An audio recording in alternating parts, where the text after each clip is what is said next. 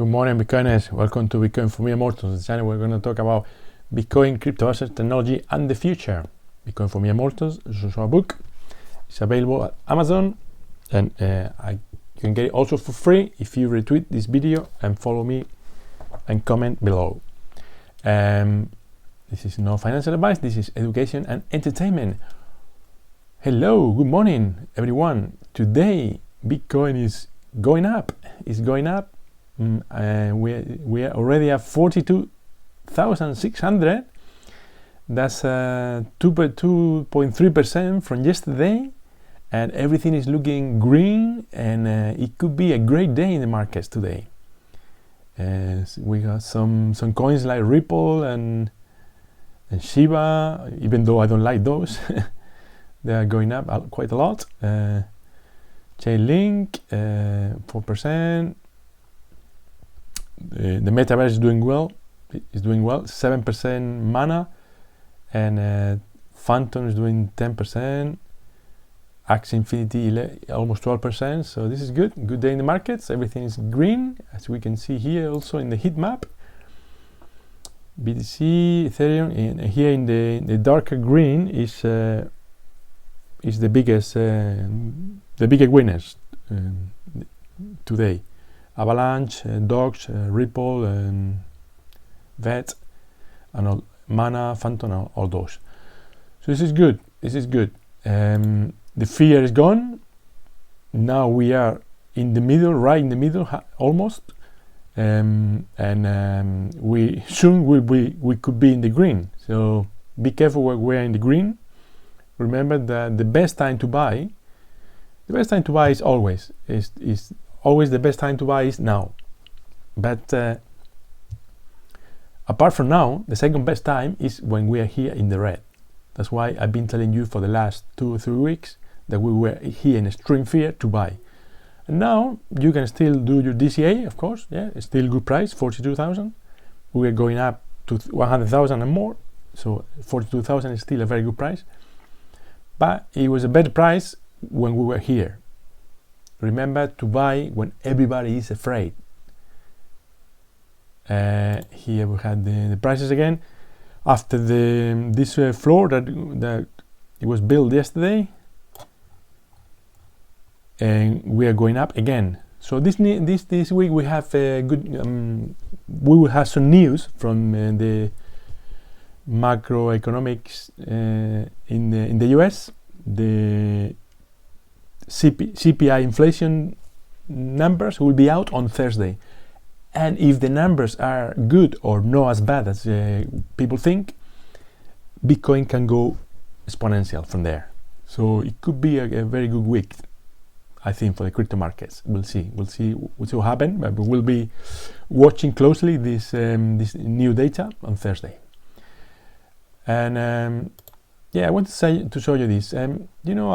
You probably hear about the Ether killers. No?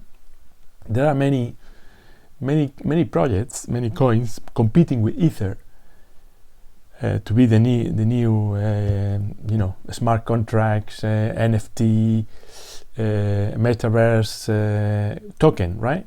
Solana, Polkadot, Cardano, Luna, Avalanche, Algorand, Phantom, Hedera, and EOS are competing directly with Ethereum. But look at this. These are the Bitcoin killers, and it's blank. There's no one. There's no Bitcoin killers. Why? Why not? Why there's no Bitcoin killers? Because nobody is competing with Bitcoin. Like I keep telling you, nobody. Bitcoin is in a different league. Bitcoin is in the store of value. Bitcoin is competing with gold, but gold is a metal, and it's old-fashioned, and it's heavy, and it's difficult to verify, difficult to secure. So really, nobody's competing with Bitcoin. There's no Bitcoin killers because nobody's competing with Bitcoin. If you only own one crypto asset, make sure it's Bitcoin. And if you have more than one, make sure that at least 50% of your money is in Bitcoin, because this is the winner, this is the leader, and will always remain number one.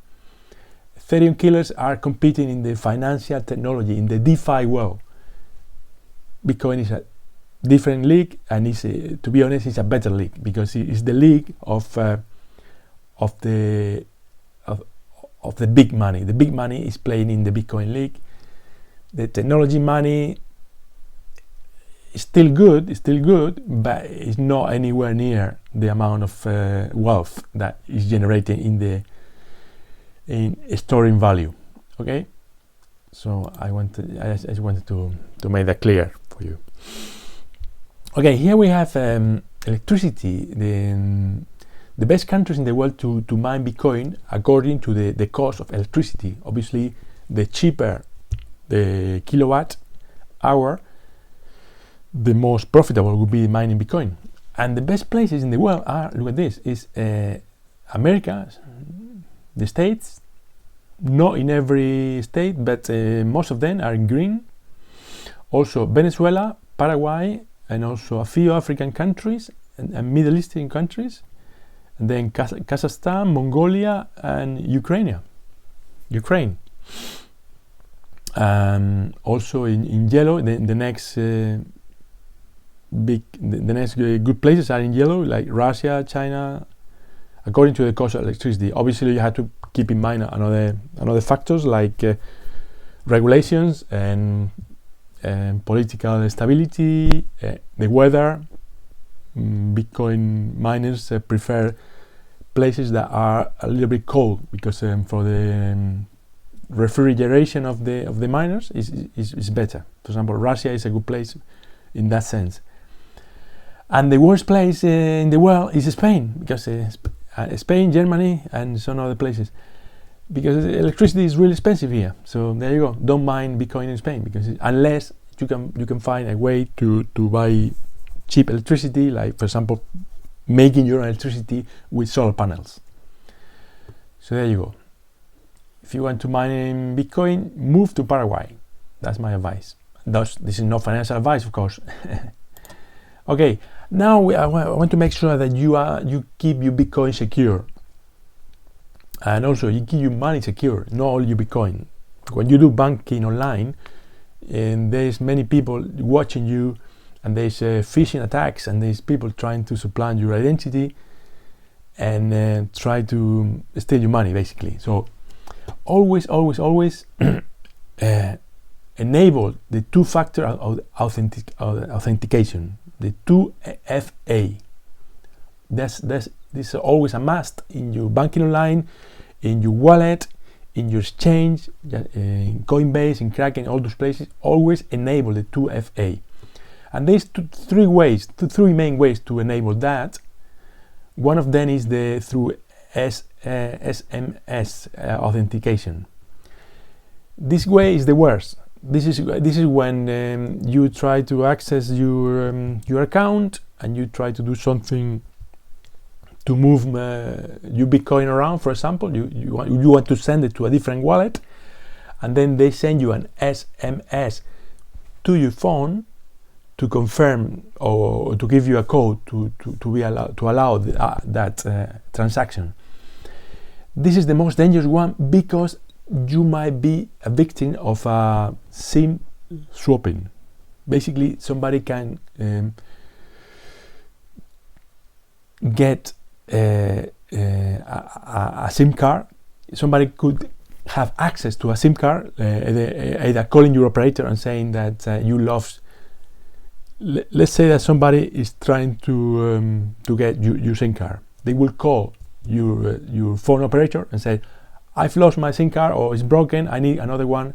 And if they got enough data about you, like your name, your date of birth, if they have managed to get some data from you, they might be able to convince the company to send in a duplicate of your SIM card. And when they activate that duplicate, your SIM card will stop working, and they will have access to your banking online, to your wallet, to your exchange, and everything. So this is the worst thing to do that. That's why places like Binance they don't use SMS. That's the reason why they don't. So if you can avoid it, don't use it, basically. A much better way is to use the Google Authenticator. This is a an app that you download on your phone, and it keeps generating different numbers for every single account that you have. For example, it would be one for Coinbase, one for Kraken, one for Binance, and it's generating a 6-digit number every 15 seconds or so. This number keeps changing. And then, in order for the people to steal your money, they will have to access to your phone. If they do a dual SIM card attack, you might not realize. But if you lose your phone, you probably realize, because your phone is always with you all the time, right? So this is a much better way to do it. But the best way to authenticate, to make sure that you online banking and your crypto exchanges are secure, is to buy a physical key. This is something like a YubiKey. This is like a hardware key, and every time that you need to do a safe transaction, you connect it to your phone. You put it through the USB plug in your computer, and this key is always with you. And this key is pretty much like having a physical key.